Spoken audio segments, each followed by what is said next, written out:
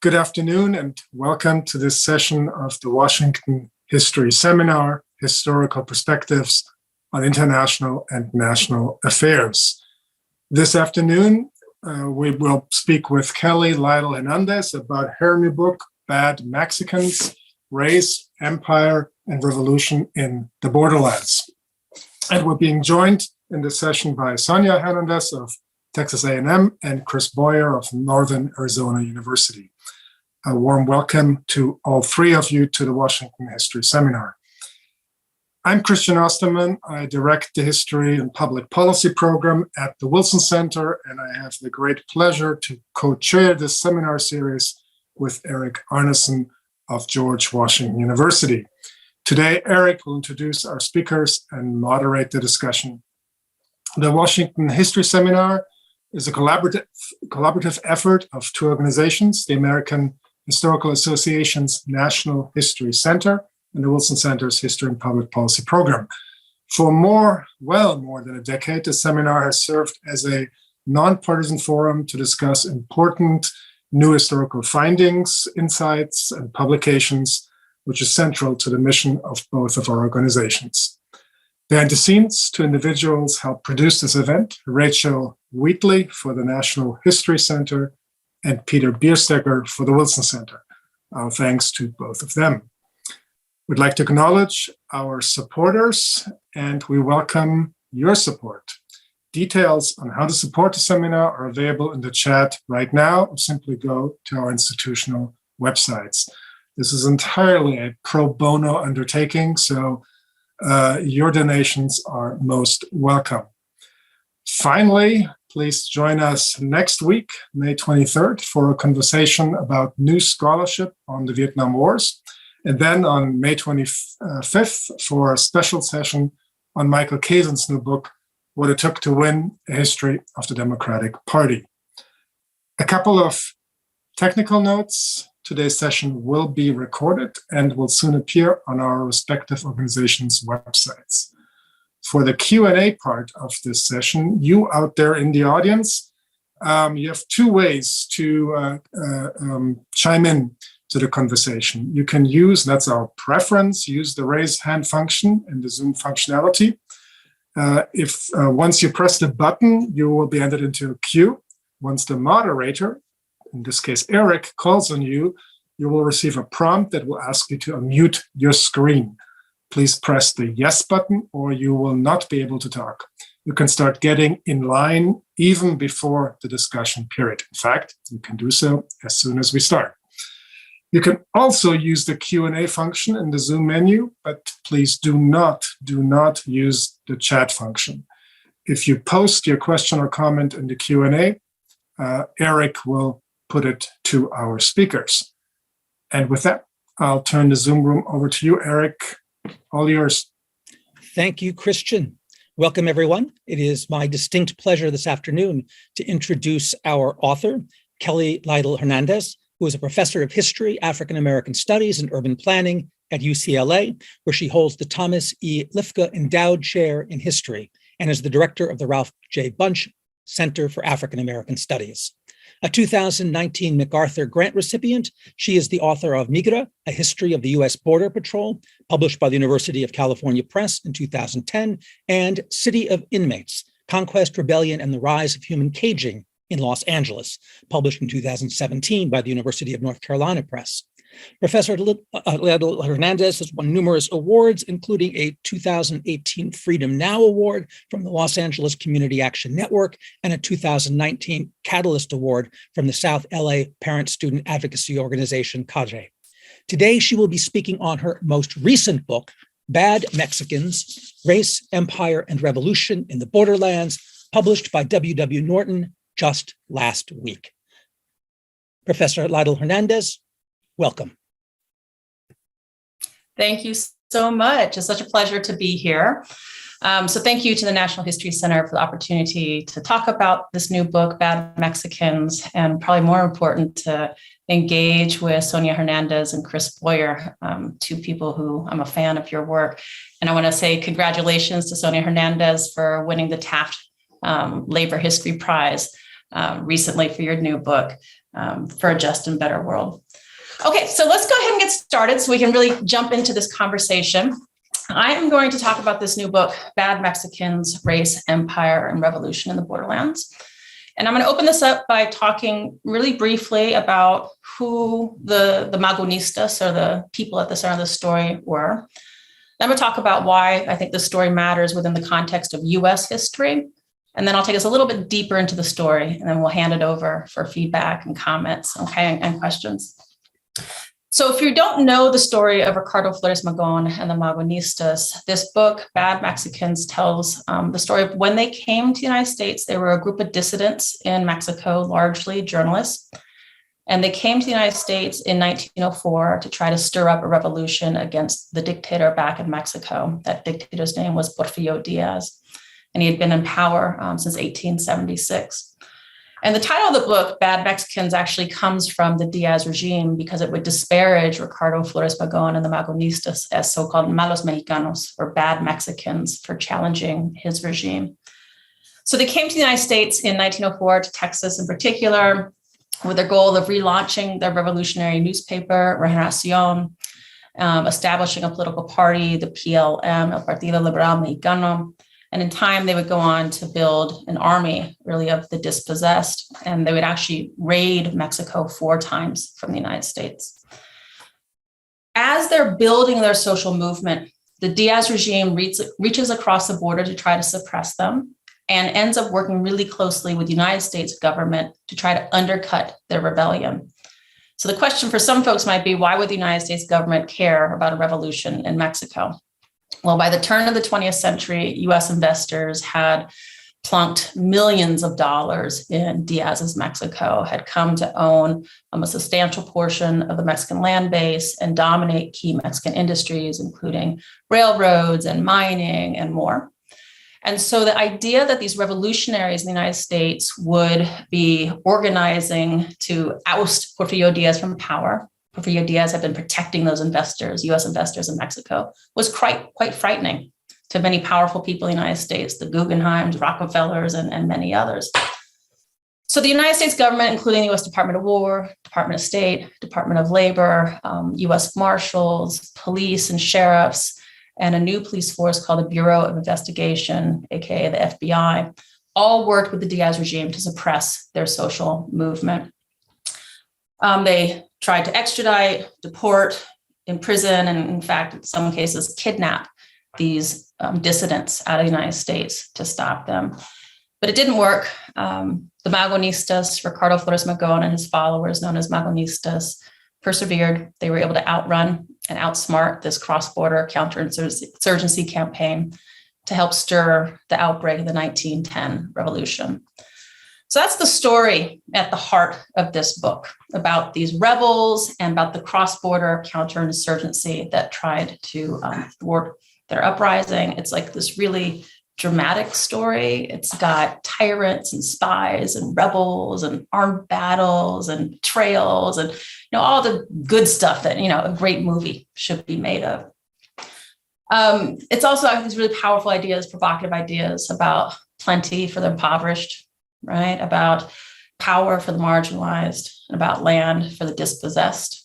And all of this is legend in Mexico. The Magonista story is very well known in Mexico, but it's not very well known here in the United States. And that's what I'm trying to do with this book, is bring this story north and to really drive it into the center of U.S. history, the canon of U.S. history. Now, why do I think that matters? At this point, I'm going to share my screen. I want to share a couple of slides with you. Can you see that? We're good? Okay. So the Magonistas rebelled against the dictator in Mexico that we know, but that dictator's reign grew under the wing of U.S. empire. In fact, as the historian John Mason Hart has put it, Mexico, Diaz's Mexico in particular, was the, quote, laboratory of U.S. imperialism. After the United States finishes the Transcontinental Railroad in 1876, U.S. investors look up and say, what's next? They find a friend in Porfirio Díaz, and they begin to build railroads south into Mexico, and foreign investors quickly follow. By 1900, U.S. investors owned 130 million acres of the Mexican land base. And as I said before, dominated the key industries. So protecting the Diaz regime was about protecting U.S. empire, certainly in the beginning of it. However, in addition to this, as the U.S. investors go south, they're dispossessing peasant communities, rural communities, indigenous communities that at first migrate across Mexico in search of work, and then they jump on those railroads and begin to come north of the border in search of work. And what's really important here is that there's a massive demographic transition, i.e. revolution, that happens, that begins during El Porfiriato and is continued during the Mexican Revolution. We know that by 2010, more immigrants to the United States had arrived from Mexico than any other country in US history. We know today Latinos, led by Mexican Americans, Mexican immigrants, constitute the largest non-white population in the United States. So we're talking now in horrific terms about replacement theory, right? There is a demographic revolution afoot. How we respond to it is what matters, right? We know that by 2045, the United States is projected to be a minority white population with Mexican Americans and Mexican immigrants at the lead of that shift. In other words, the rise of US empire during El Porfiriato and the outbreak of the 1910 Mexican Revolution, which so many Mexican American families can date their family back to their arrival here in the United States. Those two things are seminal events in US history. What's so important is that they changed who we are as a nation. So that's also why it makes it part of US history. What's also clear is that Mexican immigrants were not necessarily incorporated into the United States, and they ran it headfirst into a web of white supremacy that historians have called Juan Crow, of racial, residential segregation, educational segregation, occupational segregation, an immigration regime that was emerging in the early 20th century, largely to target non-white immigrants, and in time, non-white immigrants from south of the border in particular. And they also face extraordinarily high levels of racial violence. So in fact, this book about a revolution in Mexico begins with a lynching that happens in Texas, and that's the killing of Antonio Rodriguez in November of 1910, who was murdered in Rock Springs, Texas, actually burned at a stake when he was charged with killing a white woman, but he was also rumored to be one of these Magonistas, one of these rebels moving throughout the borderlands. During this, or following this lynching in Texas, there was an uprising in Mexico, and people were incredibly upset about not just the most recent incident of racial violence in the United States, but the incredible control that Anglo-Americans had taken over Mexican lands and lives on both sides of the border. And the Porfirio Díaz regime tried to suppress those protests in November of 1910, but it was too late. The Magonistas and others had already sowed the seeds, the bed for all-out revolt in Mexico. So those are some of the reasons why this story matters and how it fits into the US canon or the US story. Now I want to talk about a couple of the people at the heart of this history. There's so many characters at the heart of the Magonista story, and they're all extraordinary in their own way. I just want to lift up a couple right now. Librado Rivera, you see here on the screen, was a teacher. He was a quiet man, often the quietest person in the room. He had a very ascetic way, and his friends called him El Fakir, but he was dogged and committed that nothing would move him from the path of revolution. This extraordinary woman in the middle, Juana Belén Gutiérrez de Mendoza, was an autodidact from the mountains of Durango who became an activist for labor rights and of miners. She would go on to be arrested multiple times, and rather than write her name on the arrest forms where it would have her name, she would just write sedition and rebellion. She was extraordinary. She would actually go on to work with Emiliano Zapata, and many people believe helped to co-write or ghostwrite his El Plan de Ayala. And then Antonio Villarreal here was a literature professor in Mexico who actually got into a duel one night, some say, over a literary dispute. He flees to the United States, in part because of ongoing punishment for that duel, but also because he was a rebel and he wanted to come north and join Ricardo Flores Magón and the others in helping to incite the outbreak of the 1910 Mexican Revolution. But at the center of it all was this guy, Ricardo Flores Magón. He was a little bit heavy set, and I always say he looked more like a girthy professor than a revolutionary, but he was bold and courageous, and he would say things that nobody else was willing to say under the dictatorship. And I'll give you a couple words in a second. But he was also vitriolic, right? So the man who could slash away at the dictatorship was also the man who could cut away at some of his closest friends. And so this story is about this revolutionary and his challenge against the dictatorship, but it's also about what happens in a social movement when this very difficult personality begins to lash out at his comrades. And so some of the things that he would say that got him in a lot of trouble in Mexico was like, General Diaz has killed democracy, or the Diaz regime is authoritarian and despotic, or that Diaz had made Mexicans the servants of foreigners. He just didn't say these things during the Diaz administration. You didn't go after him as an individual in this way. But Ricardo Flores Magón did, and in part, this is what chased them out of Mexico and up to the United States. They entered the United States in January of 1904 through Laredo, Texas. Within days of arriving, they notice that they're being followed everywhere, and they know that those are Diaz's spies. In fact, the consular official in Mexico had written a secret coded telegram back to Mexico announcing their arrival. So they moved to San Antonio and then St. Louis, and then they begin living on the run throughout the United States, Canada, and elsewhere. Still, by 1906, Ricardo Flores Magón and his collective had relaunched their rebel newspaper, Regeneración. They'd established this political party, the PLM, and they'd even recruited an army. And in June 1906, following a raid at a U.S.-owned mine in Cananea, Mexico, the PLM publicly vowed to launch an all-out revolt across Mexico within 1 year's time, and that their objective would be more than just regime change. And so here's the things that they're able to accomplish.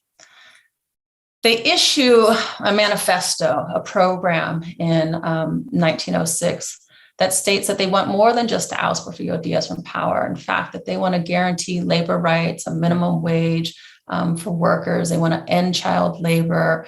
They want to protect democracy and more. And probably most important, they wanted to return lands stolen from indigenous and rural communities during the Porfirio Díaz regime. They wanted to return that to the families that have been dispossessed. Now, this is absolutely terrifying to the United States and to U.S. investors. And so after they make this announcement and they declare all-out war within 1 year's time, President Theodore Roosevelt tells the U.S. Department of War to, quote, go to the utmost limit in proceeding against these so-called revolutionists. Now, the Borderlands went on lockdown through the summer of 1906 following their announcement of an uprising. U.S. Marshals, vigilantes, and more were all on patrol. Still, the PLM army, recruited among cotton pickers and miners and migrant workers, was ready to fight.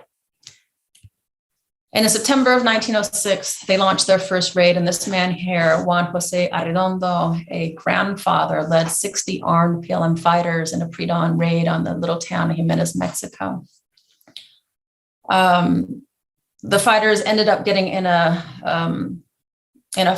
battle with the Mexican forces, but they were able, most of them, to find their way back into the United States, where they thought that they would find safe harbor, but they did not. Infuriated by the Jimenez raid, Porfirio Díaz sent more spies north of the U.S.-Mexico border, and U.S. agents began to work more closely with the Diaz regime to arrest, to extradite, to deport, or kidnap as many Magonistas as possible. And the regime also hired this man, Thomas Furlong of the Furlong Secret Service Agency, to hunt down Ricardo Flores Magón, the other leaders of the Magonistas movement, members known as La Junta, and as many PLM members as possible. Now, Thomas Furlong was one of those historical characters. He's like the scrappy spy man from St. Louis who's always hustling contracts from the Pinkertons. And he regarded this opportunity to run down the revolutionists, as he said, as one of the greatest opportunities of his career. And he made many contributions to the cross-border counterinsurgency team, probably most significantly as he was able to penetrate the U.S. postal system, either by paying people off or planting his own spies. But what he was able to do was gain access to the PLM's mail system. And his plants would open up PLM letters, take the letter out, copy it down, and then put it back in the envelope and send it on this way, so that they could follow where the Magonistas are going, track their plans, and hopefully the Magonistas wouldn't figure out that they were being watched before they were caught. Well, the Magonistas did figure out that they were being watched, and they developed a very complicated correspondence system to try to thwart the counterinsurgency. And so here you have one of the coded letters that they wrote to each other. They also would send letters to at least 5 or 6 intermediaries. So it was always very difficult for the regime to figure out where they were going to be.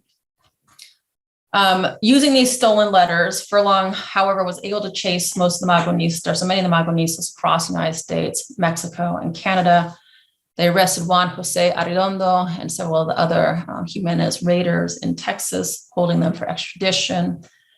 They deported Magonistas from Arizona. In fact, it's probably the first mass deportation of Mexicans in U.S. history. And they used the stolen letters to track Ricardo Flores Magón and other movement leaders everywhere. And in August 1907, Furlong tracked Librado Rivera along with Antonio Villarreal and Ricardo Flores Magón to a shack at the edge of downtown Los Angeles. With several detectives from the LAPD, he kicked in the door and brawled with rebels for nearly an hour until he knocked Ricardo Flores Magón unconscious and dragged the rebels more or less through the streets of LA. Ricardo, Librado, and Antonio spent the next 3 years in jail in the United States. And everyone in the United States and Mexico expected this revolution to stop. If Ricardo Flores Magón, known as El Alma de Todo, or the soul of the revolution, basically, if he were behind bars, then shouldn't the movement die? But in fact, the Magonistas' rebellion only grew while Ricardo Flores Magón was in jail. How did that happen? I think you know the answer. The answer is the women made this movement and held it together. Women like Maria Bruce de Talavera and Conchita Rivera, the wife of Librado, they smuggled letters to and from the rebels who were incarcerated. How did they do this? They pretended to have a womanly duty to come and wash the men's clothes, and they would pick up the clothes, and when they had them at home, they'd open up the seams and sew in rebel correspondence into the seams of their clothes. And then they deliver it back at the jail. And this way they would move rebel correspondence in and out of the jail. Another day, Maria went to the jail during visiting hours. And when Ricardo dropped some papers, she picked them up, kind of swooped them under her skirt, put them in her purse, and took them to a PLM safe house in Los Angeles. And those papers turned out to be battle plans for a set of raids that happened in June of 1908. The person who led those raids was another person who stepped up during Ricardo's incarceration, this young man, Praxedis Guerrero, who was a very unlikely Magonista. He was born into a wealthy family in Guanajuato. He grew up with private tutors and writing poetry and winning equestrian competitions. But as a young man, Praxedis renounced his family's wealth and came to the United States as an itinerant laborer. He met a PLM recruiter in Southern Arizona and immediately joined the PLM and became one of the movement's most powerful writers and fighters. And whereas Ricardo Flores Magón would have like these diatribes, his sentences are actually hard to sort of transcribe for folks because they go on forever, right? Praxedis developed this really pithy, punchy style that's almost like made for Twitter. And he would say things like, if you believe that you cannot reach freedom by walking, then run. Sow a small seed of rebelliousness and you will reap a harvest of freedoms. Justice is neither bought nor requested as a handout. If it does not yet exist, it is made. And probably most famously, he helped to bring to the Mexican Revolution, it is better to die on your feet than to live on your knees. These kinds of quotes were inspiring, and they could move through an oral culture across the borderlands. And so this is part of what Praxis brought to the PLM. He also led a set of stunning raids in June of 1908 across northern Mexico. And these raids killed dozens and made people around the world wonder if Porfirio Diaz's regime, his days were numbered. In fact, just a couple of days after these June 1908 raids on northern Mexico at Las Vacas, at Viesca y Las Palomas, the United States government, led by Teddy Roosevelt and the U.S. Attorney General Charles Bonaparte, established a new police force, the Bureau of Investigation within the U.S. Department of Justice. This police force was dedicated to enforcing federal law, and its origins come out of Teddy Roosevelt's hope to suppress land fraud out west. But very quickly, following the PLM raids, it pivots to focusing, at least in part, on undermining the outbreak of the 1910 Mexican Revolution. So one of the things about this book is that the FBI's, one of the very first cases, the way it cut its teeth was on policing Mexican revolutionaries in the Borderlands. There was a swirl of arrests that happened following the establishment of the FBI. And here are just a couple of the people who were arrested in prison, often at Leavenworth Prison.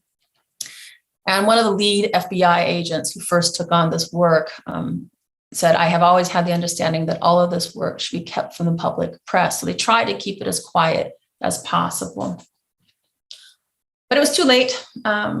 By 1910, the Magonistas and others had sowed the seeds of insurgency, and Mexico was en route to revolution. So in November of 1910, not long after the lynching of Antonio Rodriguez in Texas had incited the riots across Mexico, the Mexican Revolution officially began. Ricardo Flores Magón and the Magonistas did not lead the major battles to come. The PLM's ill-provisioned army lacked the resources to lay siege to Diaz. But Ricardo Flores Magón, released from prison in August of 1910, he also lacked the will to shift from agitator to military general when the time came to fight. As an anarchist, Ricardo Flores Magón believed that Mexico's aggrieved masses would spontaneously rise up and storm the dictator's palace once the PLM set the stage for revolt, but he was wrong about that. Francisco Madero, Pancho Villa, Emiliano Zapata, and others were the ones who took the Mexican Revolution through its fighting phase. But it had been Ricardo Flores Magón and the Magonistas who had done so much to open up the road to revolution in Mexico.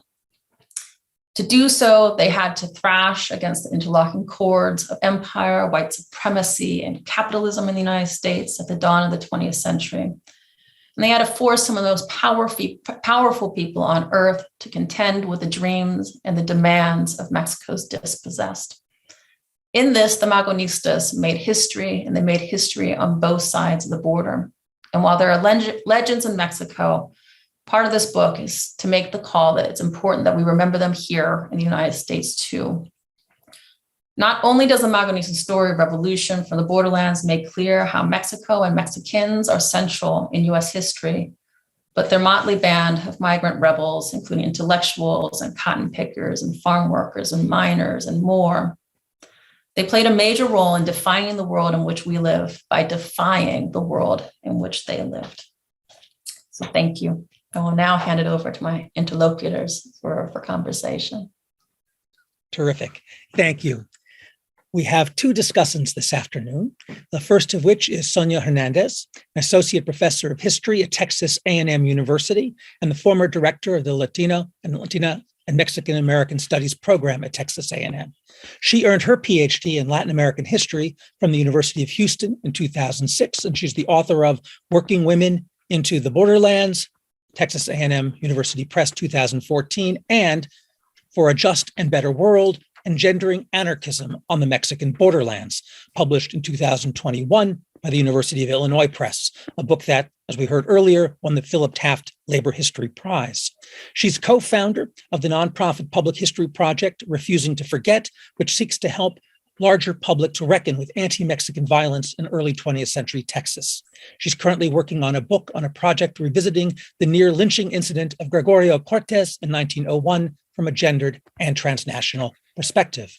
Sonia Hernandez, welcome. The Zoom screen is yours. Thank you so much, Eric, and thank you to all of the organizers, and thank you so much, Kelly, for that wonderful overview of your fabulous and I think groundbreaking book. So it was a great pleasure reading Bad Mexicans.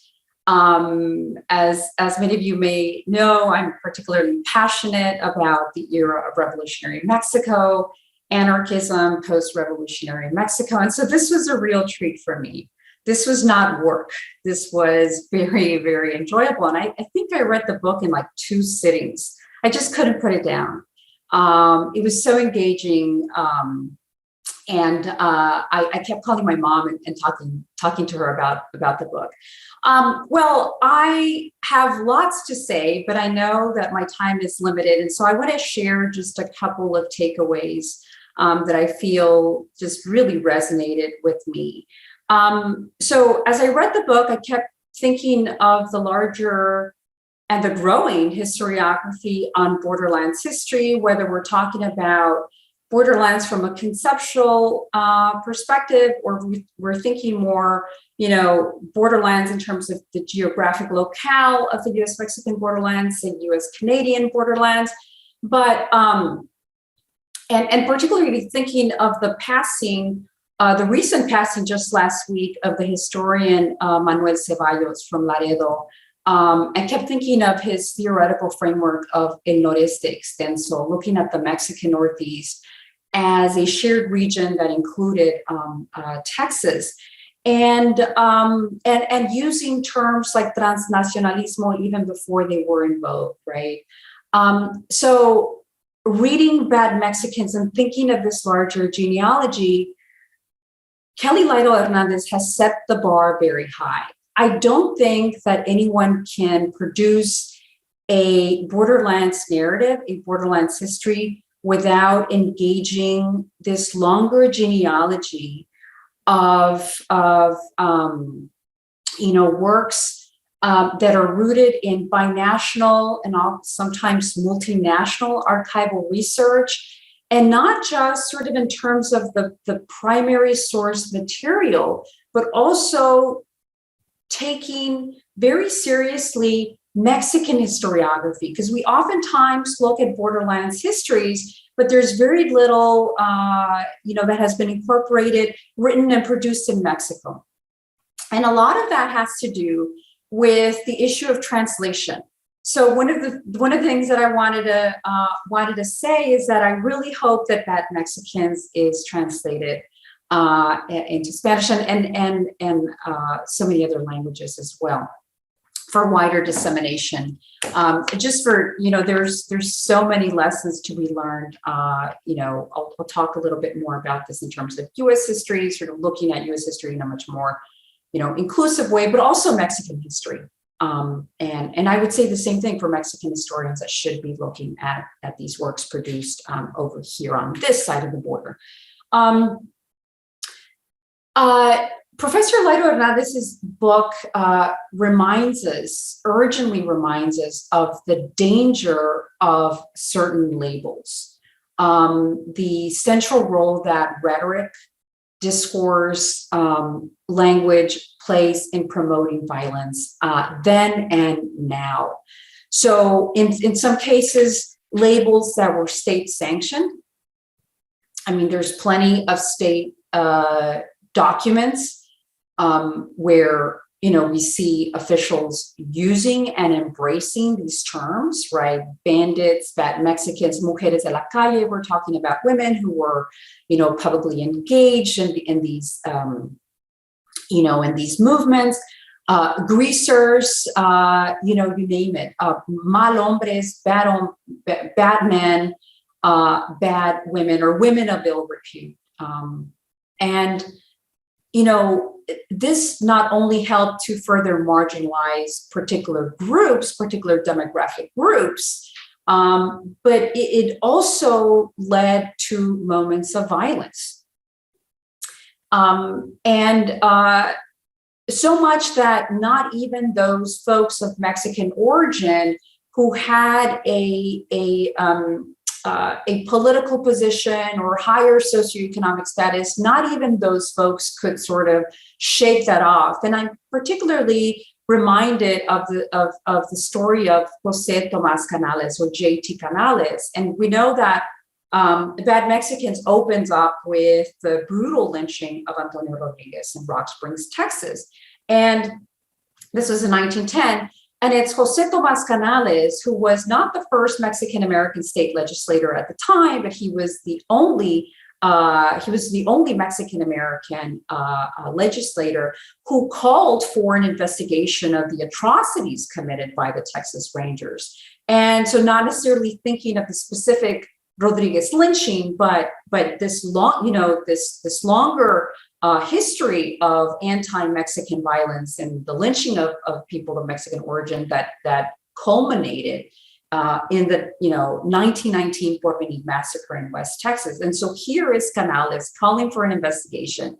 And if you look at a picture of Canales, he's very light-skinned, blue eyes, right? He comes from a landed family. He's a trained Michigan lawyer. Here he is as a elected representative, and he calls for the investigation of the Ranger Fours. And the prosecution on behalf of the state questions his loyalty as a Texan, as a U.S. citizen, quoting his Mexican blood, and using this this language that we see we see in this book. And I mean, not even that. So like even, the standard was so high for those Mexican Americans to prove that they were in fact loyal to this country. But it's this larger context of revolutionary Mexico, of, quelling any threat to state development, to state progress. And maybe I should rephrase, transnational state progress and transnational state development that that really hurt these folks that were of Mexican origin, and we're reminded of that today. I mean, just a couple of years ago with the El Paso, the individual who went to an El Paso Walmart and opened fire, and he had produced a racist manifesto, and now we're seeing that with the Buffalo shooter. So we have to be reminded of the dangerous, or how dangerous it can be to use these kinds of labels that may seem just negative or derogatory, but in fact they are quite dangerous and can lead to violence. The third takeaway for me, I think, was a reminder, and the book does a really good job in showing sort of the intricate nature of the relationship between the Mexican state and the U.S. state that I think was further sustained by the flow of capital, and most notably U.S. capital. And so it shows how this mutual understanding of capital investments, the larger idea of progress and development that was different for each country. There was a particular vision that was promoted by U.S. officials and a particular vision promoted by Mexican officials. But there's also some parallels there that at sort of the heart of it was to discipline those who came across as undesirable, or who came across as threats to this larger vision of order and progress. And so in many ways, the Magonistas were shared undesirables, right? And so a threat to the Diaz regime was a direct threat to U.S. investments in Mexico. And we know that, by the eve of the Mexican Revolution, something crazy like 70% of Mexico's borders and coastal frontiers were owned by U.S. capitalists, right? And so, the book reminds us of the centrality of U.S. capital and eventually multinational capital, and how this really tied both countries together and made them stronger, right? That's why it was so hard for these Magonistas, right? They always had to, do things underground because this was a real risk, a real threat to their livelihoods. The fourth takeaway, I think this book is a clear example of the centrality of Latinos in the making of the United States. So particularly for this, late 19th century, early 20th century history with respect to nation making, the modernization, right through the introduction of commercial agriculture, because it's Mexican origin people who really, filled that labor need after the explosion of Chinese Americans and Chinese Mexicans in this country, right, in the late 19th century. At the same time, I think it's important to point out that this book also reminds us of the centrality of Latinos in the making of Mexican history. And that's something that I don't think that the sort of your typical Mexican history book doesn't include. And so guys like Praxedis Guerrero, the Wobblies that were sympathetic to the PLM cause, who were also, who held dual membership, right, in this organization, they're also key to understanding the making of modern Mexico. And I think that, this is something that I think also needs to be shared with our Mexican colleagues across the border. Takeaway number 5, I think Lairo Hernandez's book is a testament to the history of violence that often accompanies histories of change. Violence that often accompanies histories of social revolutions. And some of this violence was quite brutal. And it reminds us of how often, progress and development did not happen despite violence, but it happened through violence. Quelling and disciplining and controlling particular segments of society that would be good for labor, right? And keeping these people in check. And it's particularly brutal for women. So if we look at how the Porfirian government, for example, sort of sought to discipline its people through, for example, the jefaturas políticas. This is numerous examples of the sexual abuse that women experienced, but at the same time, how women were so resilient. So if we look at these moments where, like, Ricardo Flores Magón, Librao Rivera, and many others were in prison, and they were frequently in prison, women oftentimes took the lead. The movement had to continue, and they continued to share, newsletters, pamphlets. They continue to smuggle, and continue the propaganda to keep the movement alive. We're reminded of the anarchist thinker, the activist Juana Belén Gutiérrez de Mendoza, who just has this remarkable story, and just as a reminder that this is very much a gendered story of change and also of violence. And I just loved, there's you have this beautiful quote, and you write about how women worked on, quote, the red silk flags wrapped in white lace, right? So there's that aesthetic quality, right? And women, women's sort of touch and shaping the contours of this radical movement.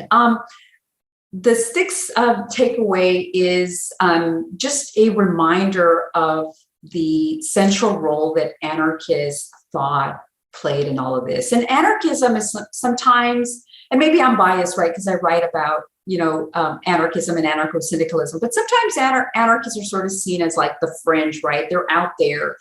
But if we look at, what Kelly Lytle Hernandez has written here, it is quite clear that, anarchist ideology in its various manifestations just plays such a crucial role in encouraging people who perhaps were not even, self-declared anarchists. Maybe they were sympathetic to the communist cause, or they were, sympathetic to, what becomes the revolutionary socialist government, right, of Madero and eventually of Carranza.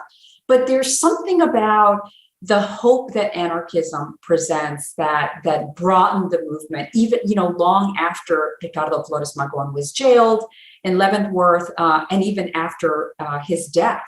And especially the idea of our anarchism, not in its abstract form, but in as a concrete movement in the form of worker autonomy and expressed through labor unions. It was quite powerful, and that legacy is still felt today, to this day. At the same time, I think I just want to sort of, and again, maybe I'm biased because I studied the Mexican Northeast, but even long, when anarchism begins to decline and the PLM declines, as the book reminds us, right, by late 1911, there in certain parts of the country that movement is kept alive, and even also in certain parts of the U.S. And Librado Rivera, right, plays such a crucial role in just trying to keep the movement alive, and through the small but powerful anarchist press in places like Tampico and further south in Veracruz. So I just wanted to add that. And I think I may be running out of time, but I want to sort of end on two comments that are more sort of thinking about our present condition, and maybe kind of posing these comments in a question format for Professor Lairo Hernandez. So the first comment, there was a part of me that was very happy when Andrés Manuel López Obrador, AMLO, declared this year, 2022, the year of Ricardo Flores Magón, right? El año de Ricardo Flores Magón. But there was another part of me that was very disillusioned, because I felt that, how can a state celebrate the legacy of this radical journalism, radical thought, radical change if every day more journalists are killed in Mexico than anywhere else? So my question would be, how can these histories help function as a radical tool to not only affect change in terms of like expanding the historiography, right, broadening our knowledge, and maybe this is an unfair question, Kelly, so apologies, but how can this scholarship be used to save lives? I mean, we are losing, we hear about another lost life, and especially female journalists. And then we know also about the horrific problem of gender violence in Mexico.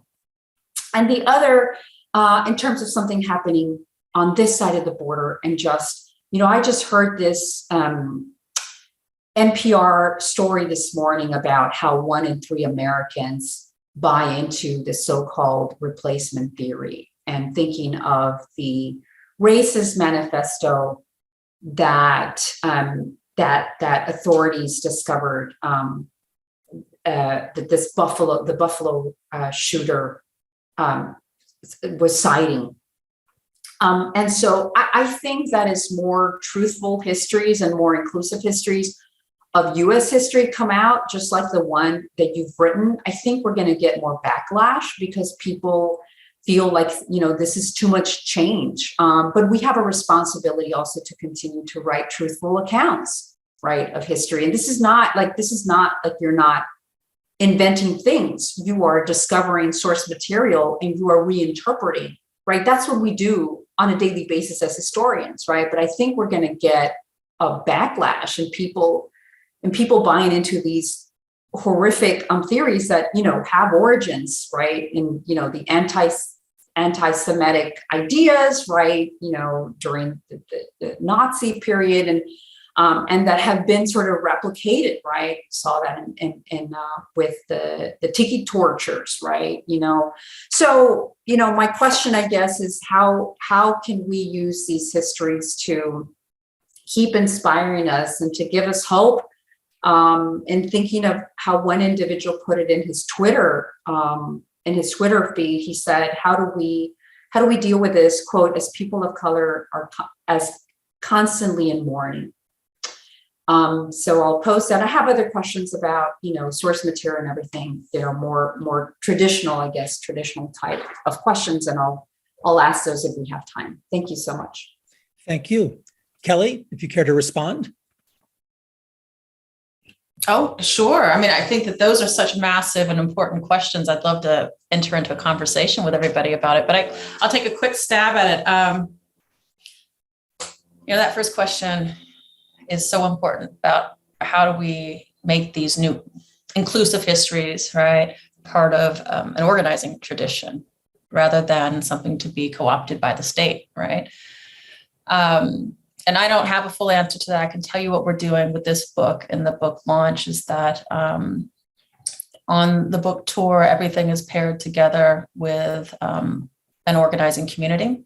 So we're going to San Antonio this weekend, right, for the book festival, which will be fantastic. But we're also going to have una plática on Sunday morning with 3 community-based organizations to make sure that we're holding on to the story and sharing the story and that it's inspiring, right, the ongoing organizing. One of the things that's really, for me, critically important about this book is that it is a very riveting tale, right? It's got all the dynamics of a great story.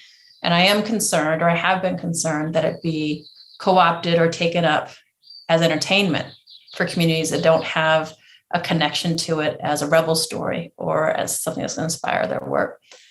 So the launch of this book has been very grounded in a social movement strategy to make sure that the communities who carry on the legacy of the Magonistas are really the people who are telling the story and holding the story. And that may be through oral tradition. That's not through buying books. It's through sitting down and having conversations and making sure that the story lives on beyond the myth of Ricardo Flores Magón, that the actual organizing story of how they built this social movement together across or against extraordinary odds, right? Many people know who the Magonistas are, absolutely, but how they did their work, right? How do we study the past of social movements to inform what we're going to do now and how we're going to move forward? That's the social movement part. So that's a huge question you asked. That's kind of the particular approach that we're taking with this story and this book, so that it's not totally co-opted either by the state or by the entertainment industry, right? And the backlash, I think you're absolutely right. We're experiencing it. One of the things I think that's so important about this particular story, as you have noted, is that it's actually well known and very well written about, right, in Mexico and the United States and elsewhere. The challenge here is that there have been such barriers to bringing Mexican-American history to the core of U.S. history. And that, I think, is the door that we're trying to kick open. And that's going to have a diversity of stories. It might have the work of Jerry Cadava on the so-called Hispanic Republican and conservatism, but it also is going to have the story of the Magonistas and radicals. I think we're going to get a backlash against opening up the doors of the canon either way. And I know nothing else but to continue writing the story and to do it in an organizing tradition. This country is changing, and I would argue for the better, right? In terms of some of these demographic shifts. And we just have to stay in struggle and in fight and keep telling our stories. And I think most important, our relationship to one another, not only to the white settler state, but our relationships between one another and how we're going to build something brand new together. And history is a huge part of that. What shoulders do we stand on, right? What ideas do we carry forward? What do we let go? And to me, the Magonistas are imperfect, absolutely, but also incredibly inspiring with the possibilities that they imagined for themselves and for their community. So your questions are so important. I hope we can talk about it all together a little bit more. Thank you. Thank you so much. To those who are watching, just remember, we'll be having question and answer moments soon. You can use the raise hand function that allows you to pose the question. If you pose the question in the Q&A, then I have to pose it for you. So some people have already lined up in the Q&A. I invite you to raise your hands if you so wish. Our second discussant this afternoon is Chris Boyer, who is Dean of Arts and Letters and Professor of History at Northern Arizona University. He specializes in the social and environmental history of modern Mexico and Latin America. His first book, Becoming Campesinos, Politics, Identity, and Agrarian Struggle, was published by Stanford University Press. His most recent book, Political Landscapes, Forests, Conservation, and Community in Mexico, was published by Duke University Press in 2015. It's a book that investigates the social history of Mexican forest management between 1880 and 2000. His current book project traces how the Green Revolution technologies pioneered in Mexico in the 50s served to promote the industrialization of foodways in Mexico and the developing world. Chris, welcome to the Washington History Seminar. Thank you so much, Eric, and thanks to all of you for inviting me to participate in this discussion. I'm so thrilled to be able to be in dialogue with Kelly Lytle Hernandez. And I have to say, I think this book is deeply important on a couple of different levels.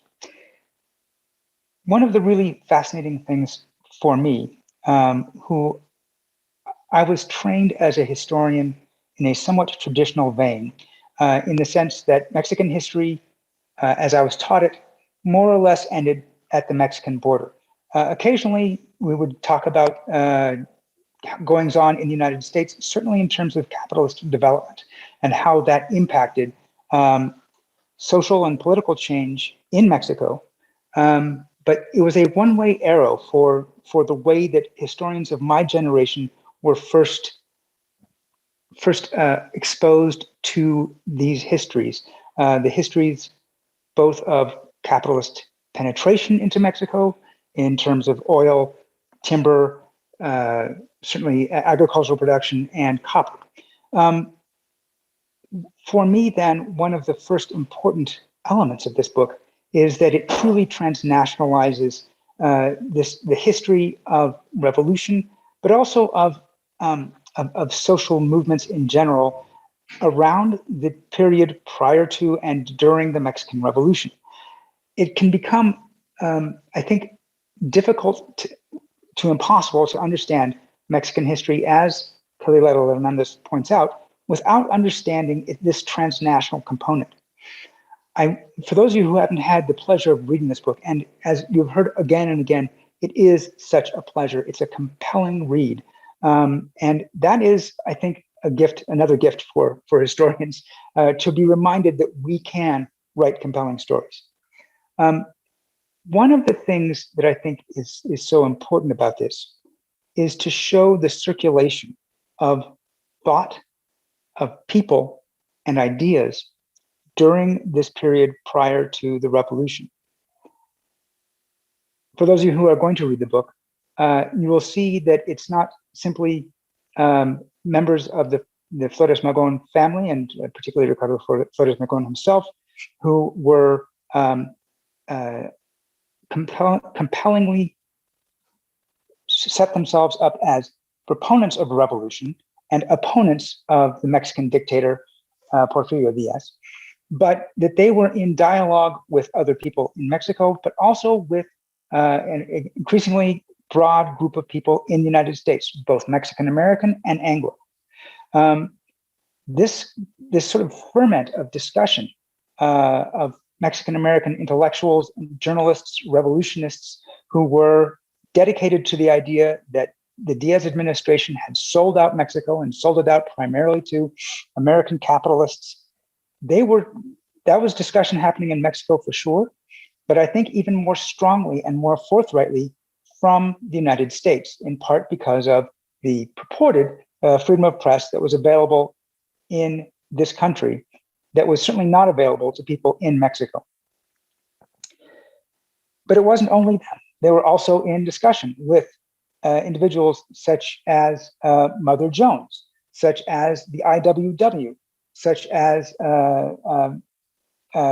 Turner, such as a variety, even Jack London at one point makes an appearance on the pages of this book. So these dialogues and the discussions that these radicals were entabling about Mexico specifically attracted the attention of Latinos living in the United States and Anglo thinkers happening in the United States as well. So for me, to understand the importance of this fundamentally significant movement in Mexican history, I'd always sort of understood it as something that kind of, there was two sides of the border. It kind of happened on that side of the border or on the Mexican side of the border. What Lalo Hernandez does so effectively is to show that no, these were discussions. They were the ideas of anarchism, that, well, not initially of anarchism, as she points out, but of revolution, of opposition to the increasing power of American capital in Mexico, the idea that the Diaz administration was hopelessly autocratic. All of these ideas circulated and were developed and emerged and fomented on both sides of the border in dialogue with each other. For me, this was just an incredibly rich discussion. Secondarily, I think that the book is a gift to those individuals who are unfamiliar with the Mexican Revolution. As Lalo Hernandez points out, Magonismo and the party that they created and even the armies that they attempted to create were not fundamentally, I think, responsible for prompting the Mexican Revolution. Although many historians have seen it as a sort of a precursor, a forerunner of some of the thoughts that later on led to the Mexican Revolution. What she does so well, I think, as a very careful historian, is to point out how the thoughts of Ricardo Flores Magón and those of his compatriots were deeply threatening to the Diaz administration without suggesting that they sparked the revolution itself. One of the things that I would love, and I realize that Dr. Lalo Hernandez has other irons in the fire, is the second part of this book, in which we would see how the ideas first championed by the Flores Magón movement and the PLM, how they became a fundamental part of Mexican politics, thanks to their appearance, in many cases, in the Constitution of 1917. And as we briefly have heard from other commentators as well, how the idea of Magonismo as fundamentally part of the Mexican body politic has come to become so very important that the current president declared this year the year of Ricardo Flores Magón. So in many ways, what's interesting and fascinating about this is that Magonismo becomes important after it has already sort of run its course as a political movement. It is taken up by others. It is seen as a fundamental piece of ferment later in time than when it actually occurred. And to me, this is fundamentally fascinating, and I would love to see a new book about it. Let me just point out one other thing that I found the book to have described really interestingly. And here I will also pose a question. The book primarily takes place in the Borderlands, that is to say, northern Mexico, and what is now the Southwest United States.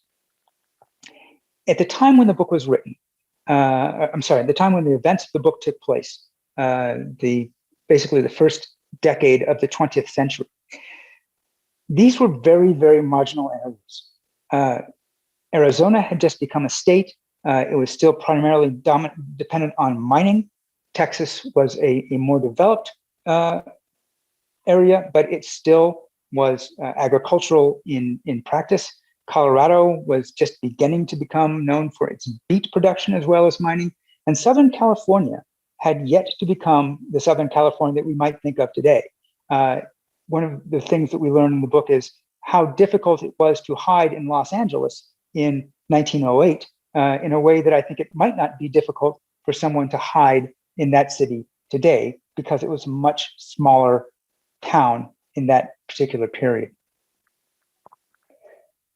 So one of the things that I find interesting is that these were not regions that were close to the actual seats of political, economic, and even cultural power. My question is, can we say that that is one of the reasons why the arrival of a powerful thinker like Ricardo Flores Magón was in part to, that partially explains how quickly his ideas gained traction, both in the United States, Southwestern United States, and in Northern Mexico. I find it really interesting to think of him as certainly somebody who became a national thinker and even a national threat to the Diaz administration, but who fundamentally was able to function by virtue of his speaking to a particular place, a particular set of workers, a particular set of miners who are working on both sides of the border. To me, this is a really kind of fascinating social component that we get glimpses of in the book. Finally, I would like to second Sonia Hernandez's point about the importance of this book in recasting how we think of U.S. history. So often history books correctly speak in terms of the conflicts between African-American chattel slavery and the capitalist, the increasing capitalist development of the United States. And that is sort of the history of race relations for much of the era that it appears in the pages of U.S. textbooks. As someone who was born in the West and now resides again in the West, it's very clear that while this is a fundamentally important, indeed transcendental part of the history of this country, it doesn't capture all of the complexities and the increasing appearance of Mexican Americans, of Latinos, as a social category within the borderlands, how they began to have an ideology, how they began to join labor unions, how they were prepared to stick up for battles that were occurring in their homeland, how they stuck up for battles that were happening in the United States. And of course, the backlash of white supremacy that this all engendered. This comes out again and again in subtle and not so subtle ways within the book. It is, to me, one of its great strengths, and to be able to recenter or to create multiple centers of this ethnic history within the United States is a real gift, again, that Bad Mexicans makes for us. So with that, I don't want to go on. I could talk again and again about the qualities of the book, both as a work that could and will receive a broad readership, but that also makes real contributions to the evolving scholarship on both sides of the border. I would love to talk about it, but I really would like to be respectful of the time of the others who would like to ask their own questions. So let me just say once again, thank you so much. Thank you, Chris. Kelly, response? Chris, thank you so much for those comments. I really appreciate it. And I'm just so thankful that you and I are on the same team, that historians need to be writing compelling histories, right? Like we need to run this game. And so anybody who wants to go on a writing retreat together to write really well together, let's do it. We have so many stories to tell. And this is just one example of a story that's been hiding out in the academy that needs to be told more broadly. And there's so many more, right? I'm really excited about Sonia's Gregorio Cortez project that they're working on. And of course, Refusing to Forget has already been so impactful. I will just talk about really quickly this question about recasting US history and centering Latino history. That is a major punchline of this book. And it's set up front, but then subtly sort of woven through the book. I hope it's a little bit more subtle. But it also, in some ways, goes back to your earlier statement or contribution about the dialogue happening between Mexicans and Mexican Americans and Anglo Americans in particular, that they're all very much in conversation with one another.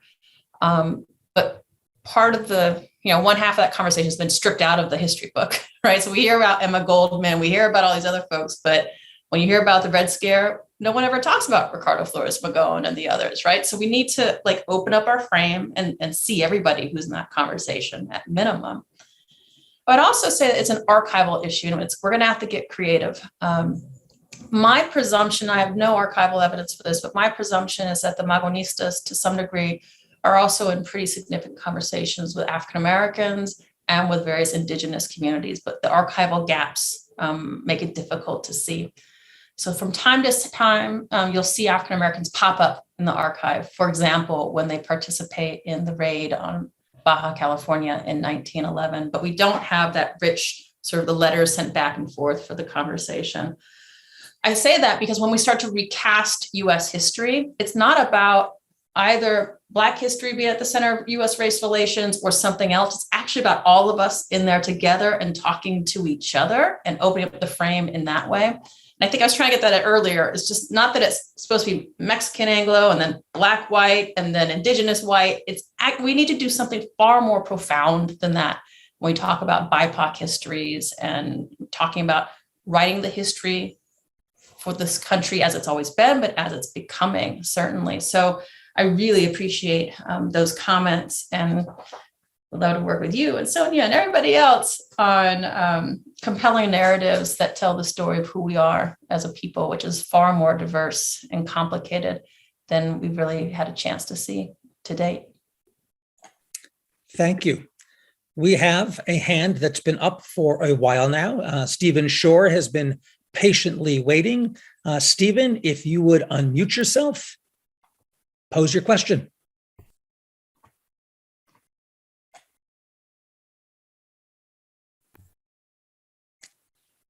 You need to unmute yourself.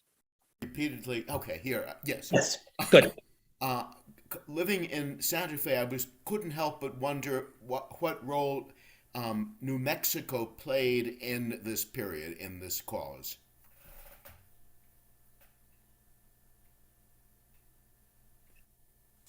So the archival record for the Magonistas is strongest in Texas and Arizona, and then in California in terms of border states. Frankly, Sonia, I'm not aware of too much coming out of New Mexico. Are you? You know this archive as well as I do. I think in terms of like PLM branches, there were a couple mostly tied to the IWW branches, in terms of mining. But I would say Texas, California, and other places like St. Louis, for example, right, played a greater role in this Magonista story. Thank you. We have a question from Cynthia Wright that's been posted in the Q&A. She thanks you, of course, for a very interesting seminar, but she wonders if you would like to speak about the U.S.-Canada borderlands as part of the story and the sojourn of Ricardo Flores Magón and his brother in Canada. What's the fuller transnational story here? And she's curious as well about how you situate the book in relationship to prior scholarship that includes that of Claudio Lomnitz. Thanks again, she says. Yeah, great question. So this is someone who knows the Magonista story very well, because they know that Ricardo and Enrique Flores Magón had a hideout or a couple hideouts in Canada when they were living on the run after they left St. Louis and before they were arrested in Los Angeles. So the archival trail there is that the Mexican government had a very hard time extraditing Ricardo Flores Magón from Canada because they had no evidence to actually extradite him on anything, and the Canadian government wasn't having it, right? So I would presume that the investments in Mexico were less significant from Canadian investors, and therefore the government's reply to the Magonistas' presence in Canada was different. So that's that question. And then, of course, this book was written during the quarantine, during the shutdown. And I was blessed and fortunate that I had already digitized many of the PLM records because I'd written about the Magonistas in a previous book. But I think we all know that writing over the last 2 years has made us ever more dependent upon the work of our colleagues in historiography, and Claudio Lomnitz's extraordinary book, The Return of Comrade Ricardo Flores Magón, absolutely was one of my Bibles when I was writing this book, as were many other works written by Mexican and U.S. historians, as Sonia has lifted up. And so if you're wanting to learn more about the Magonistas, and especially their relationship with Anglo-Americans, as Chris has pointed out, I recommend you go pick up the Lomnitz book. I think what I'm trying to do in Bad Mexicans is I'll be very honest with you here, what I'm doing with this book is we have a riveting story, cinematic story that I can use to smuggle key points of Mexican-American history to a broad audience, right? So you think you're reading about detectives and spies and assassins, which you are, that's all happening. But what I'm also doing is telling you about the origins of mass labor migration from Mexico to the United States. What I'm also doing is teaching about the rise of U.S. empire and the centrality of Mexico in particular in the rise of U.S. empire. You're learning about a more complex history, as Chris pointed out, of U.S. race relations and Jim Crow and Juan Crow. All of that's also there in this story. So this is a smuggling operation that we're all a part of here, and we're telling compelling stories to really help amplify more complicated histories. And I'm doing it precisely for the reason that Sonia lifted up, that I decided to write this book the moment that Donald Trump used the term bad hombres. And when you have a person who's using that rhetoric and who's talking about making America great again, which is a historical notion, right? Sonia, Chris, myself, and other scholars know exactly what that is trying to stir up. And it's trying to stir up this kind of suppression campaign against people who are fighting to make their lives better. It is stirring up the history of racial violence, and we see it, as Sonia and others have pointed out, in Buffalo and elsewhere. So as a historian, we don't have quick responses. It takes us a couple of years to do the work, right? To dig into the archive, to explain why such rhetoric is so incredibly dangerous.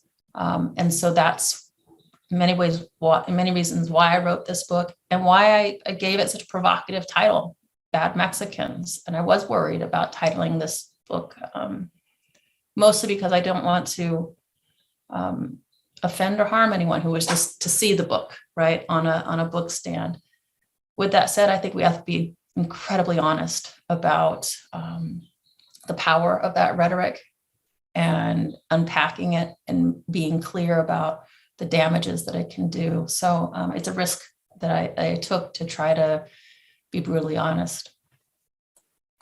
Thank you. We have a question from Manuel Cuellar, who thanks you for a fascinating talk and your work on the transnational nature of U.S. Latinx history. Can you please share with us more about the circulation and the readership of Flores Magón's newspaper? Newspapers published in Spanish had such a tremendous impact at the Borderlands. I'm thinking here about the serial publications of Los de Abios, The Underdog in 1915, the novel of the Mexican Revolution that was first published in El Paso del Norte, to mention the most important examples. So if you could please tell us more about Flores Magón's paper. Sure. Well, at its height here in the United States, there's estimates that it had a circulation of around 20,000, maybe even 30,000 subscribers. That's the people who are actually subscribing. But we also know through oral history that people are handing the paper to one another until it's absolutely tattered, that they're sitting like by campfire and at cantinas and elsewhere reading it to one another through an oral tradition. So the paper and its ideas and its words are spreading quite far across not just the borderlands, but in fact, internationally into Europe and elsewhere. So it's an the paper has extraordinary reach, and it's part of a very rich history of Spanish language newspapers across the borderlands during this time period as you're talking about. So it's certainly not alone. And I'm reading your quote, your question here. Yeah, so that's what I would say about the circulation of the newspaper. And it continues into certainly under Ricardo Flores Magón until the 1910s, until he's finally imprisoned at Leavenworth Prison, but it becomes a little bit more scattershot. And there's a version of it that's published in Mexico City during the 1910s as well by sort of the breakaway group. You have Ricardo Flores Magón and the anarchists who stay in Los Angeles, and you have others, Juan Sarabia and others who are in Mexico, publishing their own version of Regeneración. So it has, kind of multiple lives once the PLM splits when the revolution begins. So this brings to mind a question that I have in thinking about the book as part of the history of the global left, and would like to hear more thoughts about the politics. And so Ricardo Flores Magón is an anarchist who hides his anarchism, at least for a good period of time. And he works with, socialists and nationalists and others. And at one point, I think you mentioned that, there are personality, issues and conflicts there. But he strikes me, in addition to the incredibly difficult life that he was forced to live in exile and underground, but he's also a doctrinaire anarchist who doesn't tolerate kind of political diversity, is not ecumenical necessarily, especially in later years. And so there becomes kind of a factional or sectarian quality in which he reads out of the movement, various colleagues of his. And it's not clear to me the extent to which those anarchist ideas circulate as broadly and or are as influential. So if you could just talk about the anarchist dimension here, which I just find absolutely fascinating and which is so important to Flores Magón's thinking. Well, I'm humbled by that question. I absolutely need to invite in Sonia Hernandez to this conversation, who's certainly far more of an expert on anarchism in the Borderlands than I am. I will say this for the people who are watching. So Ricardo Flores Magón undergoes his own political transformation throughout this book. When he's a young man, he really isn't political. He's actually, running around brothels and drinking a lot and kind of finds politics, emerges as a liberal or a leftist and probably a socialist. And at some time after his arrival in the United States, we think that he becomes an anarchist. And he refuses to make that public and make that plain for a lot of strategic reasons. Immigrants could be deported if they were anarchists in the United States. Also, he feared the response from people who were nervous about anarchism. But it makes it very hard for us to identify exactly what he's thinking when. And so historians have had, micro debates about what date he actually became an anarchist. I give up on that debate. I don't know. But at some point after he came north of the border, he became an anarchist.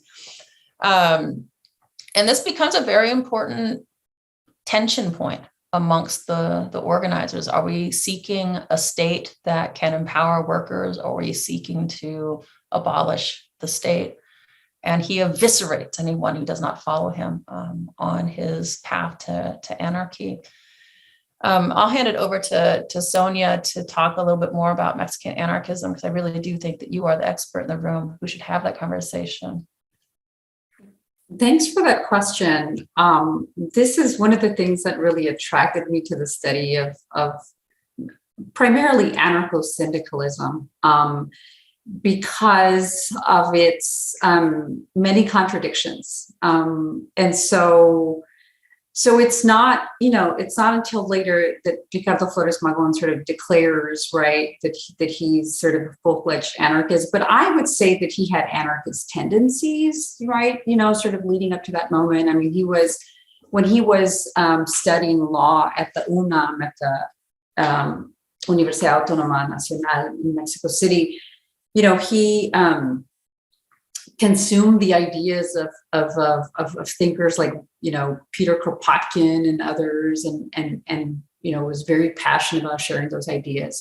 And so there was something about the stuff that he read, the ideas that he consumed that, that had anarchist tendencies. And there were all these different strands, right? And he, at least, in the period I study, 1915 through the early 1930s, it's a lot of the ideas that he had introduced in Regeneración and in other writings, those ideas would not only resonate among anarchists and anarcho-syndicalists, but it's fascinating how those same ideas were front and center in like communist periodicals, like El Machete out of Mexico City. And even in some of the social circles, at least for the case of Tamaulipas, and I'm more familiar with the case of Tamaulipas, but, you know, the socialist government of guys like Emilio Portes Gil, you know, and Emilio Portes Gil was, you know, began to crack down on, you know, radical labor activists, mainly anarchists and communists, still declaring, right, you know, the memory of the Mexican Revolution, but doing it through like a state-sanctioned socialist movement. But there are a lot of the ideas that Ricardo Flores Magón had shared in those state-sanctioned publications, right? So it's amazing to me how a lot of these ideas that start really sort of, you know, they're very abstract, then filter throughout and influence people of various ideologies. And that's why I made that comment about the centrality of like some kind of form of anarchist manifestation that still lives on today. So the idea of direct action, right? The idea that, okay, we need to do this like outside of the bounds of political parties because, you know, we're just sort of these political pawns. Like that is still very much alive. And it's amazing to see how that has persisted, and how, you know, even if it's, you know, people get tired, you know, like things will never change in Mexico, like they still invoke those early ideas. And a lot of it has to do with, you know, how these, you know, not just Ricardo Flores Magón, but the other Magonistas kept that alive and just I mean, a lot of these stories were reproduced, like going back to that question about regeneración, even after, you know, the publication was not in print. A lot of those stories were reprinted. They resurfaced and they were reprinted in small anarchist newspapers and then recirculated, as you pointed out, Kelly, across the Atlantic Ocean, like, you know, and still having an impact.